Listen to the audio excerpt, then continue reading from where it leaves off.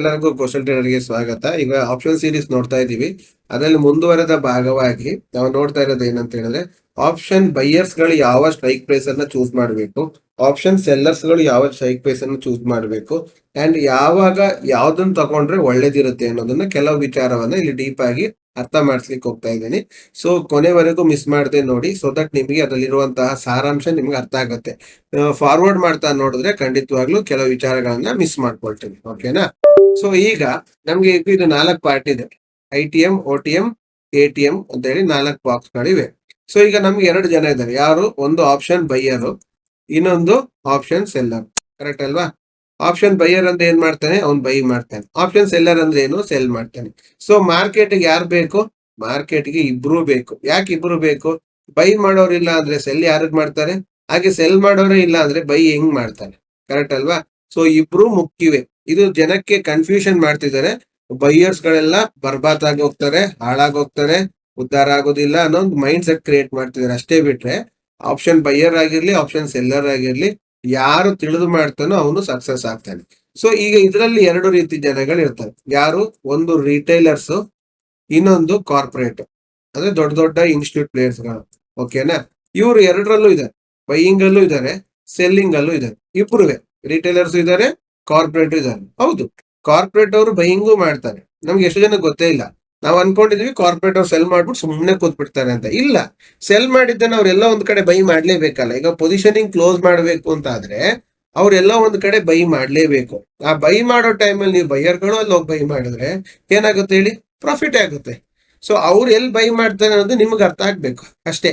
So ನಿಮಗೆ ಅರ್ಥ ಆಯ್ತು ಅಂತ ಹೇಳಿದ್ರೆ ಆಟೋಮೆಟಿಕಲಿ ಅವರ ಪ್ರಾಫಿಟ್ ಬುಕ್ಕಿಂಗ್ ಅಲ್ಲಿ ನಿಮ್ಮ ಪ್ರಾಫಿಟ್ ನಡೆಯುತ್ತೆ. ಮತ್ತೆ ಅವರೆಲ್ಲಿ ಎಕ್ಸಿಟ್ ಆಗ್ತಾರೋ ಅಷ್ಟಕ್ಕಿಂತ ಮೊದಲು ನಾವು ಎಕ್ಸಿಟ್ ಆಗ್ಬೇಕು. ಅಂದ್ರೆ ಈಗ ಏನಾಗುತ್ತೆ, ಕೆಲವರು ಎಕ್ಸ್ಪೈರಿ ಡೇಸ್ ಅಲ್ಲಿ ನೀವು ನೋಡಿರ್ತೀರಿ, ₹2, ₹5 ಅಥವಾ ₹8 ಇದ್ದಂತ ಸ್ಟ್ರೈಕ್ ಪ್ರೈಸ್ಗಳು ಅಚಾನಕ್ ಆಗಿ ₹100, ಸಮ್ ಟೈಮ್ಸ್ ₹40, ಸಮ್ ಟೈಮ್ಸ್ ಒಂದು ₹25-30 ಎಲ್ಲ ಬಂದಿದ್ದೆಲ್ಲ ಇದೆ. ಇಲ್ಲಿವರೆಗೆ ಬಂದಿದ್ದು 8ರಿಂದ 40ವರೆಗೆ ಬಂದಿದ್ದು ಮತ್ತೆ ತಿರ್ಗಾ ಹೋಗಿ ಝೀರೋನೇ ಆಗಿರುತ್ತೆ. ಆದ್ರೆ ಈ ಮೂಮೆಂಟಮ್ ಇದೆಲ್ಲ, ಇದು ಎಲ್ಲರಿಗೂ ಕಾಮನ್. ಈ ಎಲ್ಲರೂ ಕಾಮನ್ ಅಲ್ಲಿ ಇಲ್ಲಿ ಕಾರ್ಪೊರೇಟ್ ಅವ್ರು ಇದಾರ ಅಥವಾ ರಿಟೈಲರ್ ಇದಾರ, ಈ ಬೈಯರ್ಸ್ ಗಳಿದಾರ ಅಂತ ನೋಡುದಿಲ್ಲ. ಅಂಡ್ ಅವ್ರು ಬೈ ಮಾಡ್ಬೇಕಂತ ಹೇಳಿದ್ರೆ ಇಲ್ಲಿ ಯಾರೋ ಒಬ್ರು ಸೆಲ್ಲರ್ಸ್ ಇರ್ತಾರ. ಹೌದಾ? ಸೆಲ್ಲರ್ ಯಾರೋ ಇರ್ತಾರೆ. ಸೆಲ್ ಮಾಡಿದವ್ರು ಬೈ ಹೆಂಗ್ ಮಾಡೋದು? ಅಂದ್ರೆ ಸೆಲ್ಲಿಂಗ್ ಅಂದ್ರೆ ಏನು? ಒಂದಷ್ಟು ಸ್ಟಾಪ್ ಲಾಸ್ ಇಟ್ಕೊಂಡು ಕೂತಿರ್ತಾರೆ, ಅಥವಾ ಅಲ್ಲಿ ಕೆಲವರೆಲ್ಲ ರಿಟೈಲರ್ ಸೆಲ್ಲಿಂಗ್ ಅಲ್ಲಿ ಇರ್ತಾರೆ. ರಿಟೈಲರ್ಗಳು ಸೆಲ್ಲರ್ ಆಗಿರ್ತಾರೆ. ಅವ್ರು ಅವತ್ತು ₹8 ಇನ್ನೇನು ಹೋಗೋದಿಲ್ಲ ಅಂತ ಹೇಳಿ ಸೆಲ್ ಮಾಡಿ ಕೂತಿರ್ತಾರೆ. ಅಂತವ್ರನ್ನು ಟ್ರ್ಯಾಪ್ ಮಾಡಿ ಅವರಲ್ಲಿಂದ ಪ್ರಾಫಿಟ್ ಬುಕ್ಕಿಂಗ್ ಅನ್ನ ಮಾಡ್ತಾರೆ. ಸೊ ಇದಿಷ್ಟು ಆಗಬೇಕಂತ ಹೇಳಿದ್ರೆ ಅವ್ರಿಗೆ ಏನ್ ಗೊತ್ತಿರ್ಬೇಕು? ಅವ್ರಿಗೆ ಮಾರ್ಕೆಟ್ ಡೈರೆಕ್ಷನ್ ಗೊತ್ತಿರ್ಬೇಕು. ಮಾರ್ಕೆಟ್ ಡೈರೆಕ್ಷನ್ ಗೊತ್ತಿಲ್ಲ ಅಂದ್ರೆ ಅವ್ರು ಸೆಲ್ಲರ್ ಆಗಿದ್ರೆ ಏನು, ಬೈಯರ್ ಆಗಿದ್ರೆ ಏನು, ಮಾರ್ಕೆಟ್ ಮೇಲ್ ಹೋಗ್ತಿರ್ಬೇಕಾದ್ರೆ ನಾನು ಪುಟ್ಟಲ್ ಕೂತಿದ್ರೆ ಬೈಯಿಂಗ್ ಆಗಿದ್ರು ಡಮಾರು, ಅದೇ ತರ ಮಾರ್ಕೆಟ್ ಮೇಲ್ ಹೋಗ್ತಿರ್ಬೇಕಾದ್ರೆ ನಾನು ಸಿ ಅನ್ನ ಸೆಲ್ ಮಾಡಿದ್ರೆ ಅಲ್ಲೂ ನನ್ನ ಲಾಸು ಗ್ಯಾರಂಟಿ ಅಲ್ವಾ? ಅದೇ ತರ ಉಲ್ಟಾ ತಿರುಗಿ ಹೋಗ್ತಿರ್ಬೇಕಾದ್ರೆ ಮಾರ್ಕೆಟ್ ಫಾಲ್ ಆಗ್ತಿರ್ಬೇಕಾದ್ರೆ ನಾನು ಹೋಗಿ ಸಿ ನಲ್ಲಿ ಕೂತು ಬೈ ಮಾಡಿದ್ರೆ ಅಥವಾ ಪಿ ಅನ್ನ ಸೆಲ್ ಮಾಡಿದ್ರೆ ಲಾಸ್ ಗ್ಯಾರಂಟಿ. ಸೊ ಏನೇ ಆದ್ರೂ ಸಹ ಮಾರ್ಕೆಟ್ ಅಲ್ಲಿ ನಮ್ಗೆ ಏನ್ ಗೊತ್ತಿರ್ಬೇಕು? ಡೈರೆಕ್ಷನ್ ಗೊತ್ತಿರ್ಬೇಕು. ಡೈರೆಕ್ಷನ್ ಗೊತ್ತಿದ್ರೆ ಮಾತ್ರ ಮಾರ್ಕೆಟ್ ಅಲ್ಲಿ ನಾವು ಸಕ್ಸಸ್ ಆಗಕ್ಕೆ ಆಗುವಂತದ್ದು. ಆದ್ರೆ ಇಲ್ಲಿ ಯಾರು ಯಾವ್ದನ್ನ ಜಾಸ್ತಿ ತಗೊಳ್ತಾರೆ ಅಂತ ನೋಡಿದ್ರೆ, ಆಪ್ಷನ್ ಬೈಯರ್ಸ್ ಗಳು ಪ್ರಿಫರ್ ಮಾಡೋದು ಯಾವತ್ತು ITM ಅನ್ನ, ಇನ್ ದ ಮನಿ. ಯಾಕೆ? In the money movement fast ಇರುತ್ತೆ. ಸ್ಟಾಪ್ ಲಾಸ್ಗೂ ಫಾಸ್ಟ್ ಬರುತ್ತಲ್ಲ. ಅಂದ್ರೆ ಹೌದು, ನಿಮ್ಗೆ ಡೈರೆಕ್ಷನ್ ಗೊತ್ತಿಲ್ಲದೆ ನೀವು ತಗೊಂಡ್ರೆ ಸ್ಟಾಪ್ ಲಾಸ್ ಫಸ್ಟ್ ಹಿಟ್ ಮಾಡಿ ಆಮೇಲೆ ಹೋಗಿ ಟಾರ್ಗೆಟ್ ಕೊಡ್ತಾನೆ.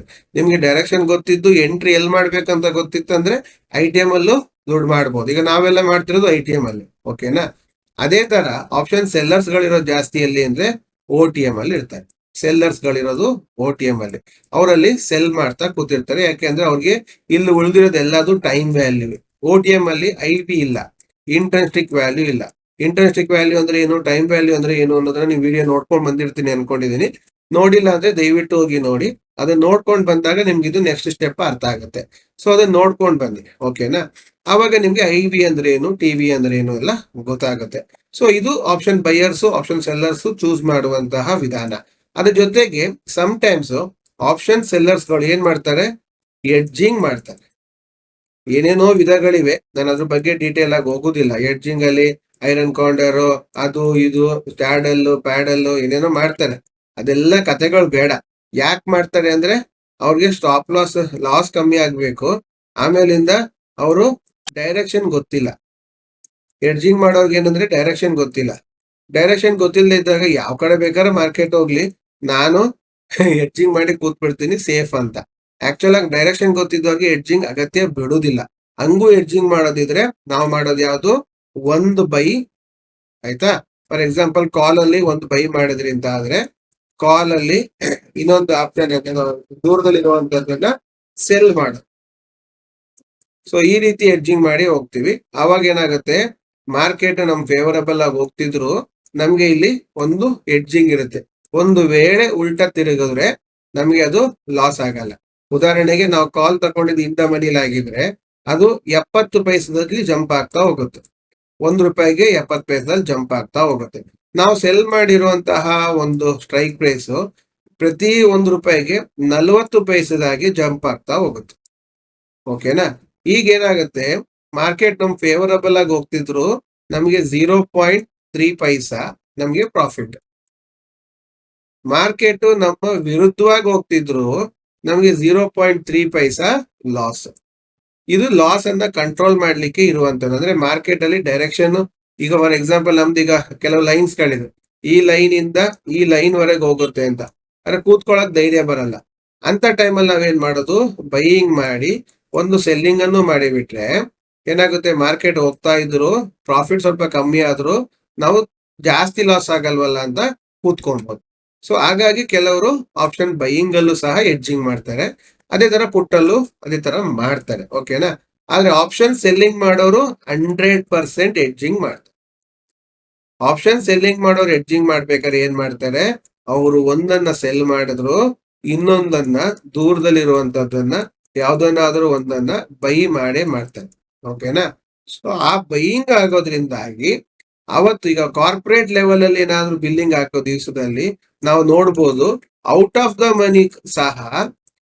ದ ಮನಿ ಸಹ ಒಳ್ಳೆ ರೀತಿಯಲ್ಲಿ ಪ್ರೀಮಿಯಂ ಕೊಡ್ತಾರೆ. ಯಾಕೆ ಅಂದ್ರೆ ಬೈಯರ್ಸ್ ಗಳ ಪ್ರೆಷರ್ ಜಾಸ್ತಿ ಇರುತ್ತೆ. ಕಾರ್ಪೊರೇಟ್ ಲೆವೆಲ್ ಬೈಯಿಂಗ್ ಇರೋದ್ರಿಂದಾಗಿ OTM ಸಹ ರಾಕೆಟ್ ತರ ಓಡುತ್ತೆ. ಸಮ್ ಟೈಮ್ಸ್ ಅದೇ ಇದರಲ್ಲಿ ಇಂದ ಮನೇಲಿದ್ರು ಸಹ ಮೂವೇ ಆಗಲ್ಲ ಮಾರ್ಕೆಟ್. ಸೊ ಇದೆರಡೂ ಸಹ ಆಗಕ್ಕೆ ಚಾನ್ಸಸ್ ಗಳೇನಂದ್ರೆ ಅವರು ಎಡ್ಜಿಂಗ್ ಮಾಡೋದ್ರಿಂದ ಅವರ ಒಂದು ಎಡ್ಜಿಂಗ್ ಸ್ಟ್ರಾಟಜಿಯಲ್ಲಿ ನಾವು ನಮ್ಮ ಬೈಯಿಂಗ್ ಸ್ಟ್ರಾಟಜಿಯನ್ನ ಹಾಕೊಬೇಕು. ಅವಾಗ ನಮ್ಗೆ ಏನಾಗುತ್ತೆ, ಮಾರ್ಕೆಟ್ ಅಲ್ಲಿ ನಮ್ಗೆ ನಮ್ ಫೇವರಬಲ್ ಆಗಿ ತುಂಬಾ ಹೋಗುತ್ತೆ. ಇದೆಲ್ಲ ಯಾರಿಗೆ? ಕ್ಯಾರಿ ಫಾರ್ವರ್ಡ್ ಮಾಡೋರ್ಗೆ ಏನಂದ್ರೆ ಅವರು ಮನೆಗೆ ತಗೊಂಡು ಹೋಗಿ ಇಡಬೇಕು, ಅವ್ರಿಗೆ ಭಯ ಬರಬಾರ್ದು ಅನ್ನೋರ್ಗೆಲ್ಲ ಇದೆಲ್ಲ ಕತೆ. ನಾವು ಇಂಟ್ರಾಡೇ ಬೆಳಿಗ್ಗೆ 9:15 ನಾವು ರಂಗಸ್ಥಳಕ್ಕೆ ಬಂದ್ರೆ 3 ಗಂಟೆಗೆ ನಮ್ಮ ರಂಗಸ್ಥಳವನ್ನು ಮುಗಿಸಿ ಕ್ಲೋಸ್ ಮಾಡಿ ಪ್ಯಾಕಪ್ ಮಾಡಿ ಹೋಗಿ ಆಯ್ತು. ಇನ್ನು ಮಾರ್ಕೆಟ್ ಏನಾದ್ರೆ ನಮಗೇನು. ಈಗ ಕೆಲವರೆಲ್ಲ ಕೇಳೋದಂತು, ಸರ್ ನ್ಯೂಸ್ ನೋಡಿದ್ರ ಗ್ಯಾಪ್ ಅಪ್ ಆಗುತ್ತಾ ಅಂತ, ನಾಳೆ ಗ್ಯಾಪ್ ಡೌನ್, ಏನು ಬೇಕಾದ್ರೂ ಆಗ್ಲಿ, ನಮ್ಗೆ ಇರೋದು ಟೈಮಿಂಗ್ಸ್ ಏನು 9:15 3 ಗಂಟೆ. ಈ ಟೈಮ್ ಅಲ್ಲಿ ನಮ್ಗೆ ಏನ್ ಬೇಕೋ ಅದನ್ನ ನಾವು ಏನ್ ರೂಲ್ಸ್ ಹಾಕೊಂಡಿದೀವೋ ಆ ರೂಲ್ಸ್ ಅಲ್ಲಿ ಮಾರ್ಕೆಟ್ ಇದ್ರೆ ಟ್ರೇಡ್ ಮಾಡೋದು, ಇಲ್ಲ ಅಂದ್ರೆ ಇಲ್ಲ, ಅಷ್ಟೇ ಸಿಂಪಲ್. ಅದು ಬಿಟ್ಬಿಟ್ಟು ಕಾಂಪ್ಲಿಕೇಟ್ ಮಾಡ್ಕೊಳ್ಳೋಂಥದ್ದು ಏನೂ ಇಲ್ಲ. ಅದೇ ಕೆಲವರು ಓವರ್ ನ್ಯೂಸ್ ನೋಡೋದು, ಓವರ್ ಸ್ಮಾರ್ಟ್ ಡೇಟಾ ನೋಡೋದು, FIR ಇನ್ವೆಸ್ಟ್ಮೆಂಟ್ ನೋಡೋದು, DIA ಎಲ್ಲ ಮಾಡಿ ಎಲ್ಲಿ ರಿಫ್ಲೆಕ್ಟ್ ಆಗುತ್ತೆ, ಎಲ್ಲ ರಿಫ್ಲೆಕ್ಟ್ ಆಗೋದು ಕ್ಯಾಂಡಲ್ಸ್ ಅಲ್ಲಿ. ಆ ಕ್ಯಾಂಡಲ್ಸ್ ಅಲ್ಲಿ ರಿಫ್ಲೆಕ್ಟ್ ಆದಾಗ ಅವ್ರಿಗೆ ಕ್ಯಾಂಡಲ್ಸ್ ಅರ್ಥ ಮಾಡ್ಕೊಂಡ್ರು ಅಂತ ಆದ್ರೆ ಖಂಡಿತವಾಗ್ಲೂ ಗೊತ್ತಾಗೋಗುತ್ತೆ. ಈಗ ನಾವಾಗಿದ್ರೆ ಉದಾಹರಣೆಗೆ ಹೇಳ್ತಾ ಇದ್ವಿ, ಈಗ ನಾವೇನಾಗ್ತಿತ್ತು, ಇಲ್ಲೊಂದು ಕ್ಯಾಂಡಲ್ಗೊಂದು ಝೋನ್ ಮಾಡ್ತೀವಿ. ಓಕೆನಾ? ಸಾರಿ, ಜಸ್ಟ್ ಎ ಮಿನಿಟ್. ಇಲ್ಲೊಂದು ಕ್ಯಾಂಡಲ್ಗೊಂದು ಝೋನ್ ಮಾಡ್ತೀವಿ. ಮಾರ್ಕೆಟ್ ಏನಾಗಿದೆ, ಅದೇ ಕ್ಯಾಂಡಲ್ ಒಳಗಿದೆ ಅಲ್ವಾ? ಏನು ಮೂವ್ ಆಗ್ತಿಲ್ಲ, ಮೇಲ್ಗಡೆ ಕ್ಲೋಸ್ ಕೊಡ್ತಿಲ್ಲ, ಕೆಳಗೂ ಕ್ಲೋಸ್ ಕೊಡ್ತಿಲ್ಲ. ಅಂದ್ರೆ ಏನ್ ಹೇಳ್ತಿದೆ ಮಾರ್ಕೆಟ್, ಇದೊಳಗೆ ಇದೀನಿ ನಾನು, ಎಲ್ಲೂ ಹೋಗಲ್ಲ ಅಂತ ಹೇಳಿದ್ಮೇಲೆ ನಾವ್ಯಾಕೆ ಒತ್ತಾಯ ಮಾಡ್ಬೇಕು ಅಲ್ವಾ? ಅದೇ ತರ ನೀವು ಪುಟ್ ಆಪ್ಷನ್ ತಗೊಳ್ಳಿ. ನೀವು ಪುಟ್ ಆಪ್ಷನ್ ತಗೊಂಡಾಗ್ಲೂ ಅಲ್ಲೂ ಸಹ ಅಷ್ಟೇ, ನಿಮಗೆ ಒಂದು ಕ್ಯಾಂಡಲ್ ಅನ್ನ ಚೂಸ್ ಮಾಡ್ತೀರಿ. ಆಯ್ತಾ? ಅಲ್ಲೂ ಒಂದು ಕ್ಯಾಂಡಲ್ ಅನ್ನ ಚೂಸ್ ಮಾಡ್ತೀರಿ, ಅದು ಒಳಗೆ ಇದೆ ಮಾರ್ಕೆಟ್. ನಿಮ್ಗೆ ಕ್ಲಿಯರ್ ಆಗಿ ಹೋಗುತ್ತೆ ಮಾರ್ಕೆಟ್ ಎಲ್ಲೂ ಹೋಗ್ತಾ ಇಲ್ಲ ಅಂತ. ಇಂಥ ಕ್ಯಾಂಡಲ್ಗಳು ಯಾವ ಕ್ಯಾಂಡಲ್ ಹುಡುಕ್ಬೇಕು ಅನ್ನೋದನ್ನ ಮಾತ್ರ ಗೊತ್ತಿದ್ರೆ ಸಾಕಷ್ಟೇ. ಅವಾಗ ಆಟೋಮೆಟಿಕ್ ಆಗಿ ನೀವು ಸಕ್ಸಸ್ಫುಲ್ ಆಗಿ ಇರ್ತೀರಿ ಅಲ್ವಾ? ಅದು ಬಿಟ್ಬಿಟ್ಟು ನಾವು ಎಲ್ಲ ಏನೇನೋ ಮಾಡಕ್ ಹೋಗ್ತೀವಿ, ಬ್ರಹ್ಮವಿದ್ಯೆ ಎಲ್ಲ ಕಲಿಯಕ್ ಹೋಗ್ತೀವಿ, ನ್ಯಾಚುರಲ್ ಆಗಿ ಕಲಿಯೋದಿಲ್ಲ. ಹಾಗಾಗಿ ನಮಗದು ಗೊತ್ತಾಗಲ್ಲ. ಸೊ ಈಗ ಇಲ್ಲೂ ಅಷ್ಟೇ ಮಾರ್ಕೆಟ್ ಏನಾಗಿದೆ ಅಂತ ಕೇಳಿದ್ರೆ, ಮಾರ್ಕೆಟ್ ನಮ್ಮ 12 ಗಂಟೆ ಝೋನ್ ಒಳಗೆ ಸ್ಟಕ್ ಆಗಿದೆ. ಮೇಲ್ ಹೋಗುತ್ತೆ, ಹೋಗ್ತಾ ಇಲ್ಲ, ಮೇಲಕ್ಕೂ ಬರ್ತಾ ಇಲ್ಲ, ಅಲ್ಲೇ ಸ್ಟಕ್ ಆಗಿದೆ. ಸೊ ಮಾರ್ಕೆಟ್ ಎಲ್ಲೂ ಮೂಮೆಂಟಮ್ ಇಲ್ಲ, ಕ್ಲೋಸ್ ಅಷ್ಟೇ. ಸೊ ಇದನ್ನೆಲ್ಲ ಅರ್ಥ ಮಾಡ್ಕೊಳ್ಳೋಕೆ ಮಾರ್ಕೆಟ್ ಡೈರೆಕ್ಷನ್, ಎಂಟ್ರಿ ಇದೆಲ್ಲ ಗೊತ್ತಿತ್ತಂದ್ರೆ ಬರುತ್ತೆ.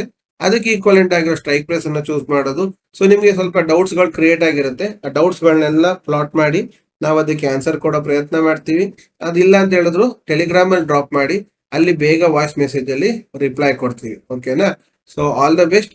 ಸೊ ಇವತ್ತರ ಎಲ್ಲ ಏನ್ ಮಾಡ್ಬೇಕಂದ್ರೆ ಬ್ಯಾಕ್ ಟೆಸ್ಟ್ ಮಾಡ್ಬೇಕು, ಎಲ್ಲದನ್ನು ಕಲಿಬೇಕು. ಹೇಗ್ ಮಾಡ್ತಾರೆ, ಏನ್ ಆಗ್ತಾ ಇದೆ. ಈಗ ನಾಳೆ ಎಕ್ಸ್ಪೈರಿ ಬರ್ತಾ ಇದೆ. ಎಕ್ಸ್ಪೈರಿ ಬರ್ಬೇಕಾದ್ರೆ ಅದು ಯಾಕೆ ಆ ಜಾಗದಿಂದ ಅದು ಬೂಮ್ ಆಯ್ತು, ₹3 ಬೂಮ್ ಆಯ್ತು, ಎಷ್ಟು ದೂರವರೆಗೆ ಹೋಯ್ತು, ಹೋಗಿದ್ದು ಮತ್ತೆ ಎಷ್ಟು ರಿಟರ್ನ್ ಬಂತು, ಯಾವ್ದು ಹೋಯ್ತು, ಇದೆಲ್ಲ ನೀವು ಅಬ್ಸರ್ವ್ ಮಾಡ್ಬೇಕು. ಅಬ್ಸರ್ವ್ ಮಾಡ್ತಾ ಇದ್ರೆ ಮಾತ್ರ ನಿಮ್ಗೆ ಅದು ಮಾರ್ಕೆಟಿನ ಗ್ರಿಪ್ ಸಿಗುತ್ತೆ. ಸೊ ಅದನ್ನ ಕಲೀರಿ ಅಂತ ಹೇಳ್ತಾ ಇವತ್ತಿನ ವಿಡಿಯೋ ಕಂಪ್ಲೀಟ್ ಮಾಡ್ತಾ ಇದ್ದೀನಿ. Thank you very much. ನೀವು ನಿಫ್ಟಿ ಇಂಟ್ರಾಡೇ ಬೈಯರ್ಸ್ ನೋಡಿ, ನಿಮಗೆ ಮೇನ್ ಆಗಿ ಬೇಕಾಗಿರೋದು ಮಾರ್ಕೆಟ್ ಡೈರೆಕ್ಷನ್. ಮಾರ್ಕೆಟ್ ಡೈರೆಕ್ಷನ್ ಗೊತ್ತಿದ್ರೆ ನೀವು ಟ್ರೇಡಿಂಗ್ ಅಲ್ಲಿ ಸಕ್ಸಸ್ಫುಲ್. ಸೊ ನಿಮಗೆ ಮಾರ್ಕೆಟ್ ಡೈರೆಕ್ಷನ್ ತಿಳಿಸಿಕೊಡುವಂತ ಈಸಿ ಸ್ಟ್ರಾಟಜಿ ಇದೆ. ಮತ್ತೆ ನೀವು ಬೈಯಿಂಗ್ ಅನ್ನ ಲೋ ಅಲ್ಲಿ ಮಾಡ್ತೀರಿ, ಸೆಲ್ ಅನ್ನ ಹೈ ಅಲ್ಲಿ ಮಾಡ್ತೀರಿ. ದಿನ 5% ರಿಟರ್ನ್, 5% ರಿಟರ್ನ್ಸ್ ಅನ್ನ ಗ್ಯಾರಂಟಿ ಆಗಿ ಆಪ್ಷನ್ ಬೈಯಿಂಗ್ ಅಲ್ಲಿ ತೆಗಿಲಿಕ್ಕೆ ಆಗುವಂತಹ ವ್ಯವಸ್ಥೆ. ಮೇನ್ ಆಗಿ ಟ್ರೇಡರ್ ಗಳಿಗೆ ಸಿಗುವಂತಹ ಪ್ರಾಬ್ಲಮ್ ಏನಂದ್ರೆ ಸೈಡ್ ವೇಸ್ ಮಾರ್ಕೆಟ್ ಅನ್ನ ಕಂಡುಹಿಡಿಯಬೇಕು.